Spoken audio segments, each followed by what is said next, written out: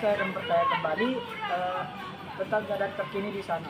Bagaimana kondisi terkini di tempat kejadian saat ini? Baik, di sini dengan saya Lasita, saya sebagai reporter. Dan di sini saya telah bertemu dengan salah satu korban dari bencana ini. Tolong perkenalkan dirinya, Pak. Perkenalkan, nama saya Edika Fernando Ginting. Saya bekerja sebagai seorang nelayan di daerah pantai ini. Di sini saya akan melanjutkan sesi pertanyaan jawabnya ya, Pak. Nah, yang pertama, bagaimana pasca sebelum terjadinya bencana ini, Pak?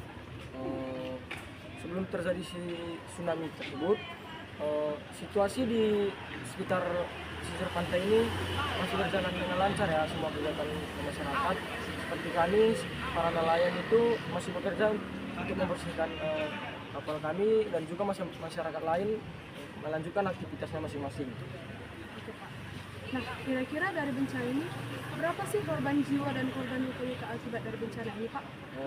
Untuk korban jiwa dari bencana ini ya, saya rasa ada sekitar 300 orang ya. Karena di daerah sini juga banyak sih masyarakat yang bekerja ya tentunya, dan juga mereka pada saat terjadi tsunami itu mereka salah satu korban yang pertama lah yang bisa dibilang terkena tsunami tersebut.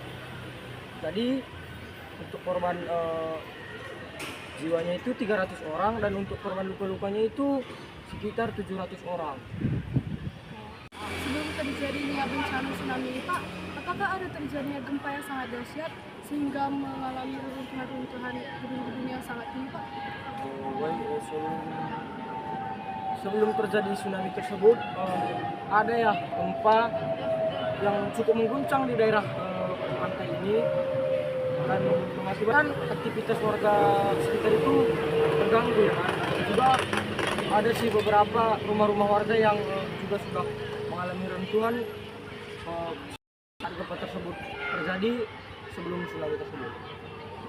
Oke, Pak, kita akan masuk ke pertanyaan terakhir nih ya, Pak. Nah, pertanyaan terakhirnya itu, bagaimana kronologi terjadinya bencana ini, Pak? Tolong ceritakan secara signifikan ya, Pak.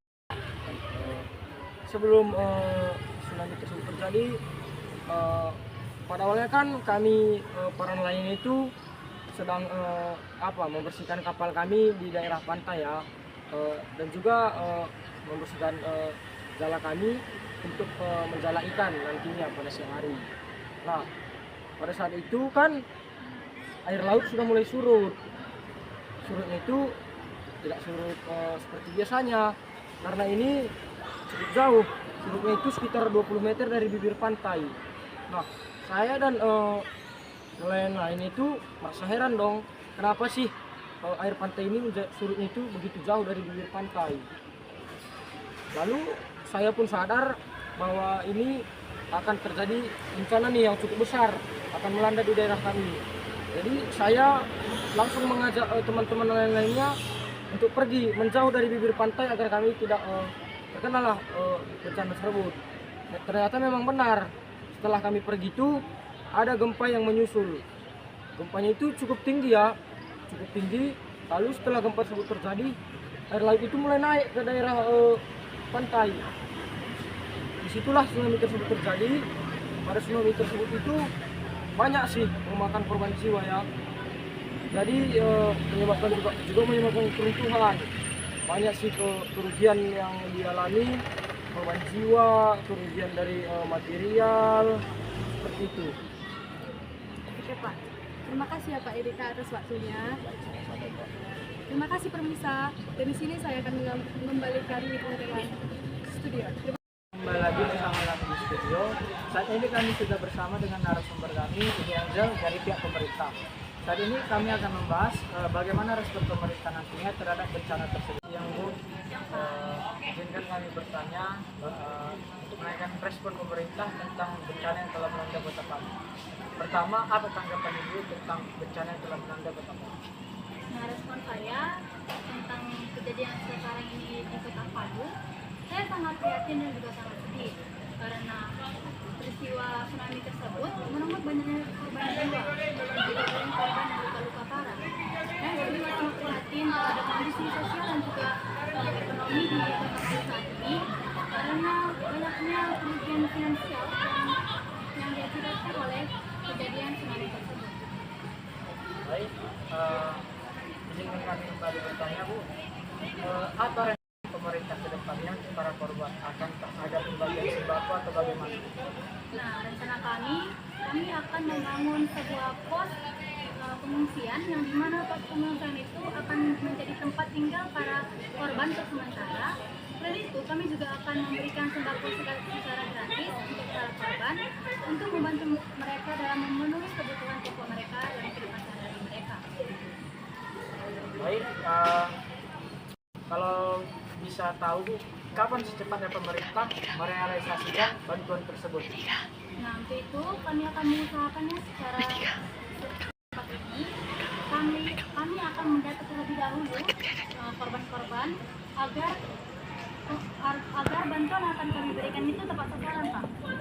Yang masih tepat sasaran itu tidak lebih dan juga tidak kurang, sehingga nanti semuanya terdapat bagi rata. Nah, kami juga akan mendata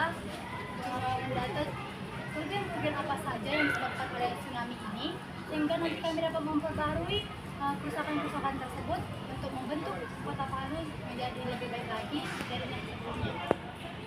Baik, terakhir, bagaimana gerakan pemerintah nantinya untuk mengganti kerugian ekonomi yang telah terjadi di daerah tersebut? Nah, yang pertama, kami akan menggerakkan para pemerintah daerah untuk terus memantau para korban di Kota Palu dan untuk memberikan mereka kebutuhan pokok mereka. Yang kedua, kami akan menggerakkan para pemerintah daerah lagi untuk mendata para korban. Berapakah para korban yang kehilangan rumah, sehingga kami nanti dapat memberikan subsidi untuk dibangunnya rumah para korban. Dan juga yang terakhir, kami akan memantau fasilitas yang dirugikan dari bencana ini, dan dari situ kami akan memperbarui fasilitas tersebut agar para warga di Kota Palu tetap mendapatkan kehidupan yang layak, mana yang sebelum terjadinya tsunami. Baik Bu, terima kasih atas respon dan partisipasi Bu untuk memberitahu kami bagaimana respon pemerintah nantinya. Kembali lagi bersama kami, berakhirlah sudah acara kita pada hari ini.